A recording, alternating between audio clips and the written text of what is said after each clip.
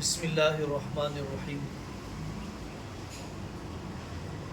الحمد للہ رب العالمین والصلاة والسلام علی النبی الکریم وعلی آلہ واصحابہ اجمعین اما بعد۔ اللہ کے گھر پر حاضری ہو رہی ہے۔ ہر وقت دھیان رکھنا چاہیے کہ ہم کہاں جا رہے ہیں، ہم کہاں پر ہیں۔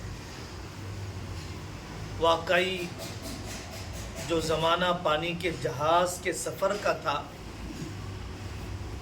جس میں سفر پرمشقت ہوا کرتا تھا، 6 مہینے میں لوگ پہنچتے تھے، 2 مہینے میں لوگ پہنچتے تھے، 1 ہفتے میں لوگ پہنچتے تھے، موت سامنے نظر آ جاتی تھی۔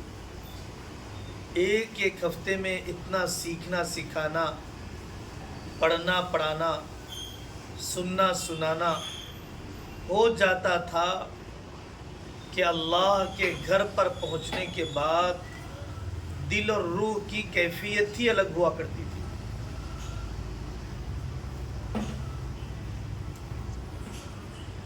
کوئی آدمی اپنی دولت سے نہیں جاتا ہے، محض اللہ کی توفیق سے جاتا ہے۔ ہر لمحے کو قیمتی بنانے کی کوشش کرنا چاہیے۔ عمرے کا طریقہ، عمرے کے واجبات بہت آسان ہے۔ وہاں ہر لمحہ باادب رہنا چاہیے۔ حضرت عمر رضی اللہ عنہ فرماتے ہیں، میں گھر پر رہوں، میرا دل کعبے سے لگا رہے، یہ بہتر ہے اس سے کہ میں کعبے کے پاس رہوں، میرا دل گھر میں رہے۔ فون کے بے قابو استعمال سے بچنا چاہیے۔ میں صرف 2 واقعات سناتا ہوں جس سے اندازہ ہوتا ہے کہ کیسی یقین کی کیفیت کے ساتھ ہر قدم پر اکابر علماء دعا کا اہتمام کیا کرتے تھے۔ زمزم پینے کے بعد دعا قبول ہوتی ہے۔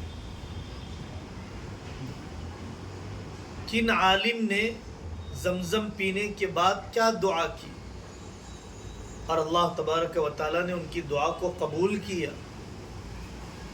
بہت بڑے محدث ہیں ابن حجر عسقلانی رحمۃ اللہ علیہ، انہوں نے زمزم پیتے ہوئے دعا کی کہ اے اللہ، ان سے بڑے ایک محدث تھے امام ذہبی، اس زمانے میں حدیث کے فن کی زیادہ ضرورت تھی، رجحان تھا۔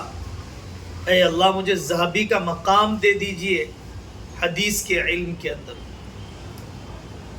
ہر ملک کے جو حالات ہوتے ہیں، ہر علاقے کے، ہر خاندان کے، اس کے اعتبار سے ترجیحات اور پریورٹیز ہوتی ہیں۔ ابن حجر عسقلانی رحمۃ اللہ علیہ فرماتے ہیں کہ اس کے بعد پھر مجھے موقع ملا، 20 سال کے بعد جب حج کے لیے گیا، پھر میں نے دعا کی کہ اے اللہ، مجھے ذہبی نہیں، ذہبی سے آگے کا مقام دیجیے۔ امام سیوطی رحمۃ اللہ علیہ فرماتے ہیں کہ میں نے زمزم پیا، سراج الدین بلقی رحمۃ اللہ علیہ کے درجے تک پہنچ جاؤ، فقہ کے موضوع پر، مسئلے مسائل میں اور حدیث میں ابن حجر تک پہنچ جاؤ۔ ابن خزیمہ رحمۃ اللہ علیہ فرماتے ہیں کہ یہ علم آپ کو کیسے ملا؟ جب ان سے پوچھا گیا کہ آپ کو یہ علم کیسا ملا، تو انہوں نے فرمایا کہ حضرت رسول اللہ صلی اللہ علیہ وسلم کی حدیث پر مجھے یقین ہے، ماء زمزم لما شرب لہ، کہ زمزم کا پانی جس مقصد کے لیے پیا جائے گا، اللہ اس مقصد کو پورا فرمائیں گے۔ میں نے اللہ تعالیٰ سے علم مانگا۔ خطیب بغدادی رحمۃ اللہ علیہ فرماتے ہیں کہ میں نے زمزم 3 مرتبہ پیا، 3 حاجتیں مانگی۔ سب سے پہلے میں نے اللہ تعالیٰ سے یہ مانگا کہ تاریخ بغداد کو وہ بیان کرے، ایک جگہ بیٹھ کر سنائیں، بغداد میں بیٹھ کر بغداد کو سنائیں تاریخ کی، جامع منصور میں بیٹھ کر حدیث سنائیں، اور بشر حافی رحمۃ اللہ علیہ کے پڑوس میں دفن کیا جاؤ، زمزم پی کر یہ 3 دعائیں مانگی، اللہ تعالیٰ نے اس دعا کو قبول کیا۔ اور بھی بہت سارے واقعات ہیں، صرف ایک واقعہ سنا کر آگے بڑھ جاتا ہوں۔ دوسرے مقاصد کے لیے ابن جزری رحمۃ اللہ علیہ فرماتے ہیں کہ ان کے والد تاجر تھے، 40 سال تک اولاد نہیں ہوئی، حج کے لیے گئے، انہوں نے اولاد کی دعا مانگی، اللہ تعالیٰ نے محمد جزری رحمۃ اللہ علیہ بہت بڑے محدث گزرے ہیں، ان کی کتاب بھی معروف ہے، وہ اولاد اللہ نے عطا فرمائی۔ اجتماعی دعا کا ایک واقعہ ہے، حضرت اسماء رضی اللہ عنہا کے 3 بیٹے تھے، حضرت ابوبکر کے 3 نواسے تھے بیٹی اسماء سے، عبداللہ بن زبیر، عروہ بن زبیر اور مصعب بن زبیر رضی اللہ عنہ، تینوں حجر اسود کے پاس جمع ہوئے۔ ملتزم جو کعبۃ اللہ کے دروازے اور حجر اسود کے درمیان کی جو جگہ ہے اس کو ملتزم چمٹنے کی جگہ کہا جاتا ہے، وہ بھی دعا کی قبولیت کی خاص جگہ ہے، غالباً وہاں پر جمع ہوئے اور تینوں نے کہا چلو تم دعا کرو، میں آمین کہتا ہوں۔ حضرت عبداللہ بن زبیر نے دعا کی، اس زمانے کے اعتبار سے جتنا فہم اونچا ہوتا ہے اتنی تمنائیں اونچی ہوتی ہیں، اور جتنی تمنائیں اونچی ہوتی ہیں اتنی دعائیں اونچی ہوتی ہیں۔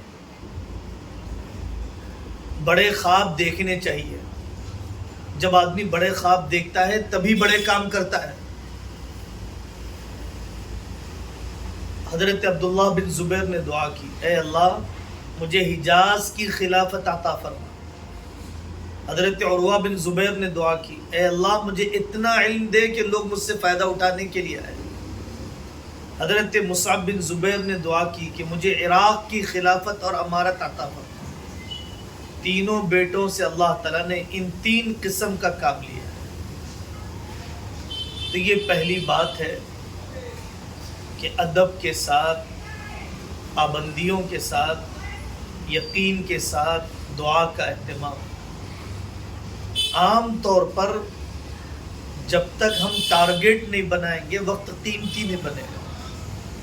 ٹائم مینجمنٹ آج دنیا کے اندر بہت بڑا فن بن چکا ہے۔ جب تک شیڈیول نہیں بنایا جائے گا، کھانے اور آرام کا نظام نہیں بنایا جائے گا، اس وقت تک ہمارا وقت صحیح قابو اور گرفت میں استعمال نہیں ہوگا۔ 2 پارے ہم سب کو پڑھنا ہے، ہر دن 1 عمرہ ضرور کرنا ہے، اتنا درود شریف ضرور پڑھنا ہے۔ حضرت رسول اللہ صلی اللہ علیہ وسلم کی بایوگرافی پر فلانی سیرت کی کتاب، سب سے چھوٹی کتاب ہے، اور عبد القوی صاحب دام برکاتہ کی ذکر حبیب انگلش میں ہے، اردو میں ہے، تیلگو میں ہے، رومن میں ہے، ہم وہ پڑھیں گے۔ ہم ہسٹری کی فلانی کتاب ہم پڑھیں گے، ہم غزہ کے مسلمانوں کے لیے ضرور دعا کریں گے، میں فلانے استاد سے یہ سیکھوں گا، میں فلانے شاگرد کو یہ سکھاؤں گا۔ ایسا شیڈیول بننا چاہیے، ایسا نظام العمل بننا چاہیے کہ زندگی کی اتنی نمازیں قضا اگر رہ گئی ہے تو فجر کے ساتھ مجھے 30 قضا نمازیں پڑھنا ہے۔ اگر بیماری کے زمانے کے روزے رہ گئے ہیں تو ہمیں ان 15 دنوں میں، 1 ہفتے کے میں اپنی صحت اور اپنے سفر کی ضروریات کا خیال رکھتے ہوئے مجھے اپنے روزے کی قضا کرنا ہے۔ کم سے کم درجے میں اتنے پارے کی تفسیر پڑھنا ہے۔ تو پیشگی منصوبہ بندی، پری پلاننگ ہونا ہی ہمارے وقت کو قیمتی بنائے گا۔ دوسری بات، عمرے کے اندر 4 واجب ہیں، آپ حضرات اس سے پہلے بھی بارہا کر چکے ہیں، یاد دہانی کر دی جاتی ہے۔ پہلا واجب احرام کی 2 چادروں کا پہننا مرد کے لیے، اور عورت کے لیے صرف چہرے کو چھپانا بھی ہے، کپڑا چہرے کو لگنے دینا بھی نہیں ہے۔ ایک ٹوپی ملتی ہے بازار میں دھوپ کی ٹوپی کی طرح، عورتیں وہ ٹوپی پہن لیں گی، نقاب اس کے اوپر سے ڈال لیں گی، دوسری عورتوں کو بے پردہ ہوتا دیکھ کر بے پردہ نہ ہو جائے۔ حضرت رسول اللہ صلی اللہ علیہ وسلم کے گھر کی عورتیں ایسے بے پردہ نہیں ہوا کرتی تھی۔ عام طور پر ہر نماز کے لیے مردوں کے ساتھ جانے کا شوق ہوتا ہے، شوق بہت اچھا ہے، قابل احترام ہے، لیکن ہر مرتبہ لفٹ کے اندر، ہر مرتبہ آتے جاتے مردوں کا اختلاط یہ بھی پسندیدہ نہیں ہے۔ عشاء کے بعد آپ چلے جائیے، رات کے 2 بجے چلے جائیے، فجر اور اشراق پڑھ کر آئیے، پوری رات حرم نبوی میں گزاریے، حرم مکی میں گزاریے، پردہ بھی پورا ہو جائے گا، اعمال بھی پورے ہو جائیں گے، شوق اور جذبے کی تسکین اور سیٹسفیکیشن بھی ہو جائے گا۔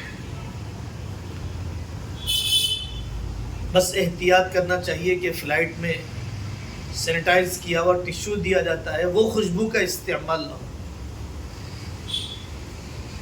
احرام کفن یاد دلاتا ہے، احرام اللہ سے دیوانگی والی محبت کی ایک مثال ہے کہ اللہ کی محبت میں خوشبو استعمال نہیں کرتا ہے، بالوں میں کنگھی نہیں کرتا ہے، اور جب تک یہ حالت احرام کے اندر ہے تیل نہیں لگاتا ہے، اللہ کے گھر کا طواف کر رہا ہے، ایک جنون اور دیوانگی کی کیفیت یاد دلاتا ہے۔ اپنے گھر کو چھوڑ دیا، اپنے ملک کو چھوڑ دیا، اور آدمی جس کو چاہتا ہے اس کے گھر کے چکر کاٹتا ہے۔ پہلا واجب احرام ہے، جس کی یہ ضروری پابندیاں ہیں۔ جیسے نماز میں تکبیر تحریمہ ہے، ویسے عمرے میں احرام یہ پابندیاں شروع کروا دیتا ہے۔ اللہ اکبر نماز میں بول دیے، اب بات نہیں کر سکتے، کھا نہیں سکتے، ایسے ہی لبیک اللہم لبیک پڑھ لیا، نیت کر لیا، نفل 2 رکعت پڑھ لیا، اب یہ بھی پابند ہو گیا اپنے بال کے منڈانے تک، اور عورتیں 1 پوروے کے برابر اپنے بالوں کے تراشنے تک۔ پہلا عمل احرام، دوسرا عمل طواف، تیسرا عمل سعی، چوتھا عمل بالوں کو عورتیں 1 پوروے کے برابر 3 لڑیاں 3 طرف سے بنا کر 1 پوروے کے برابر کاٹ لینا، اور مرد بہتر یہی ہے کہ اپنے سر کو منڈا لے۔ اگر مرد کے بال 1 پوروے کے برابر ہے تو کٹانا، کٹنگ کروانا جائز ہے، لیکن پھر بھی موڑنا ہی بہتر ہے۔ اس کے بعد جب بھی عمرہ کیا جائے گا، چاہے بال بالکل نہ ہو تب بھی سر پر استرا گھمانا واجب ہے، اس کے بغیر آدمی حلال نہیں ہوتا ہے۔ پوری امت کے لیے دعا کرنا چاہیے۔ مدینہ پاک کے قیام میں صحابہ کی زندگیوں کے تذکرے، 1400 سال پہلے کی دنیا کا تصور کرنا چاہیے۔ آپ مسجد نبوی میں جہاں پر بھی مدینہ میں بیٹھے ہیں، ضرور کسی صحابی کے گھر میں بیٹھے ہیں، کیونکہ پورا مدینہ آج مسجد نبوی میں آ چکا ہے۔ آپ کسی صحابی کے کنویں پر بیٹھے ہیں، آپ کسی صحابی کے صحن میں بیٹھے ہیں، کتابیں اس کے اوپر مستقل لکھی گئی۔ حضرت رسول اللہ صلی اللہ علیہ وسلم کے شہر کی تاریخ پر جو کتابیں لکھی گئی ہے، معیت کے ساتھ معرفت ہونا چاہیے۔ آدمی بڑے سے بڑے آدمی کے ساتھ ہے لیکن پہچانتا نہیں ہے، تو جیسے فائدہ اٹھانا چاہیے جیسے قدر کرنا چاہیے ویسے کر نہیں پاتا ہے۔ اللہ تعالیٰ آپ حضرات کے سفر کو مبارک فرمائے، مقبول فرمائے، ہر لمحے کی صحیح قدر کرنے کی، فضولیات سے بچنے کی اللہ تعالیٰ ہم سب کو توفیق عطا فرمائے۔ کچھ سوال جواب ہو تو سوال کی روشنی مان ہے، پابندی کرتا ہے اس کو بھی ثواب ملے گا، ہمیں بھی ملے گا۔ اگر وہ نہیں کرتا ہے تو کوئی پابندی نہیں ہے، کوئی دم نہیں ہے، کوئی نقصان نہیں۔ جی اگر احرام بھی باندھ لیے ثواب مل جائے گا۔ جی اپنے بال وال سب اس میں مطلب میں پوچھ رہا ہوں کیسا وہ کرنا ہوتا ہے؟ 14 ہے 16 ہے، استرا لگانے تیار ہو گئے، اگر ہم بال پر بھی تیار نہیں ہوئے تو ہم سے بڑا مردہ دل کون ہو سکتا ہے؟ ایسے ہی عام مزاج لوگوں کا حقیقی جو روح ہونی چاہیے عمل کی، حضرت حاجرہ نے ویسی سعی کی پہاڑوں کے درمیان، جس درد کے ساتھ، شوہر سے دوری کے ساتھ، اندھیرے کے اندر گھٹا ٹوپ، تڑپتے ہوئے بچے کے ساتھ، اگر ہم اس کا کوئی 10واں حصہ لے کر بھی سعی کر لیں، ہماری نسل میں کوئی اسماعیل تو نہیں، کوئی اللہ کا ولی پیدا ہو جائے تو ہمارا تھکنا قبول ہو گیا، وصول ہو گیا۔ مقام ابراہیم کے قریب جامع مقام طواف کے بعد 2 رکعت واجب ہے۔ مقام ابراہیم کے پاس بہتر ہے، لیکن موقع نہیں ہوتا ہے، جہاں جگہ مل جائے وہاں پر پڑھ لیں۔ اور طواف میں کوئی ایسی پرٹیکولر دعا نہیں ہے صاحب؟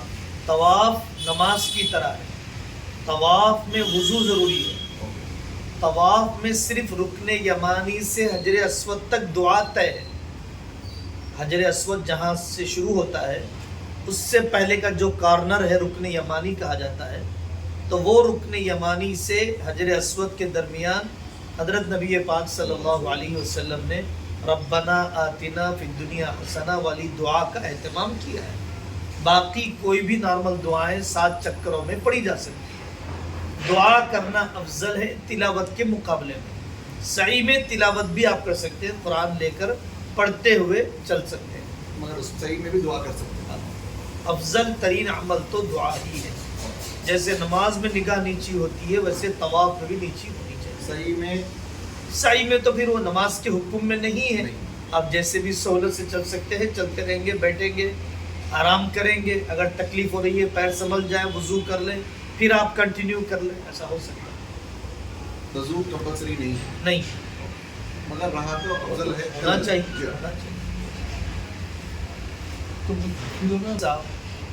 وہ لوگ آپ کے دشمن نہیں ہیں، اس میں کوئی پولیٹیکل ریزنز نہیں ہے۔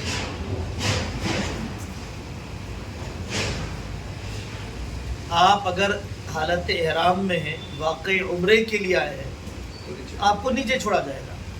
آپ عورت ہیں، آپ کو نیچے چھوڑا جائے گا۔ آپ عمرے کے لیے نہیں آئے ہیں، آپ مرد ہیں، تو آپ اوپر سے طواف کیجیے، فاصلے سے طواف کیجیے، تاکہ نیچے عمرے والوں کو اور عورتوں کو تکلیف نہ ہو جائے۔ تو جھوٹا احرام باندھ کر پولیس کو دھوکہ دے کر کرنا ہرگز مناسب نہیں۔